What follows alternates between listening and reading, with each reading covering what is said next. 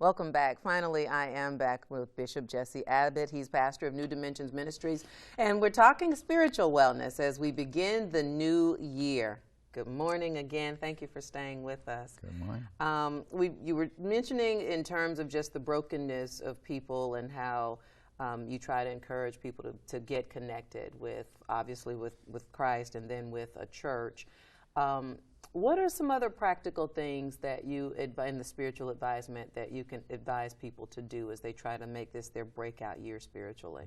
Well, I definitely try to give them direction in regards to prayer. We did a whole series this year. It's about 9 sermons on prayer, different people in the Bible who prayed and the effects of those prayers. And that was all leading up to this so that people would be able to not just have to reach out and touch a pastor or knock on a friend's door, but they can actually talk to God themselves. So I think that prayer is a very, very important piece.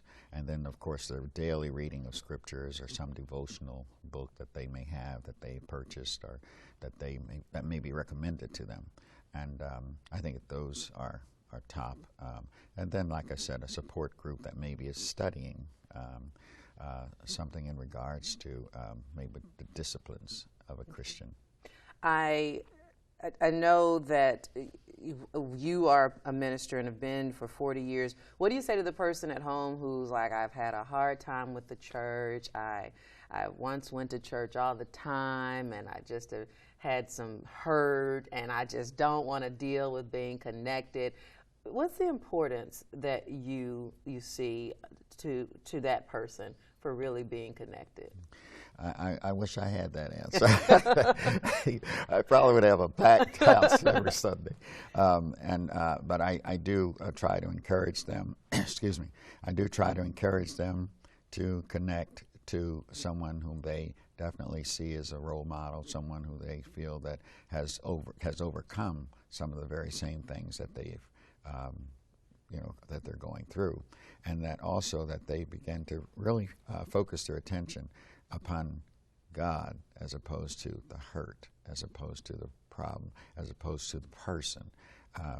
Many of those things, what I find out, a lot of those things cannot be changed. In other words, the person may be dead, situations may have changed and you're not aware of it. Somebody may have given a confession that you're not aware of. And so sometimes the hurt and the pain is there, and I'm not trying to minimize that. But I am saying that that's why you need to have someone that you can talk to and that they can give some guidance and direction. And that person has to be able to be very objective. Okay. Now, Bishop, you and I did not talk about this, but in terms of even taking it a step further and really wanting people to, if people are needing and people are in a state of need, and if this can make a difference to someone who maybe grew up agnostic or atheist, or, there's so much that's available to people. What do you say in terms of what you believe and what you believe to be the truth, and why you want to share that with people for the past 40 years now? It's worked.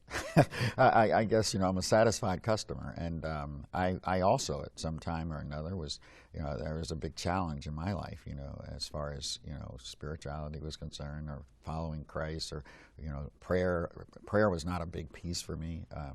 I saw so many prayers not being answered, and so I had to work through all that to get to the point of realizing and believing and trusting God that He would, and that He does answer prayer. So I think that those people need to, it's not going to change. The Bible doesn't change. Christ Himself doesn't change, as He says. He doesn't change. He's the same yesterday, today, and forever. So I think that they should try to make their way back, to the house of God, and let God lead them. The Bible lets us know that He places us in the body where He wants us to be. So if we pray and seek His face, then He can give us guidance as to where to go. And then not so much that we want to just grab these people and just smother them with love, but we really want to make sure that they're healed. And at least that's where I think most ministers are. They're wanting them healed so that they don't go through the same process again. And so I think that what needs to happen is that, we need to help them to get healed, and then help them to reach out to those people who have hurt them. Thank you, Bishop Abbott, for being with us. And it's still early enough. There's an 8 o'clock and 11 o'clock service at 1907 Jersey Road. Correct. So New Dimensions Ministries, we are so grateful for you this morning talking spiritual wellness. So thank you for being with us. All right, thank you for watching Good Things Delmarva. Remember, catch us here every Sunday morning. And if you have good things you want to share, email me at lanita_wesson@wmdt.com. Have a wonderful and purpose-filled day, and we'll see you next week.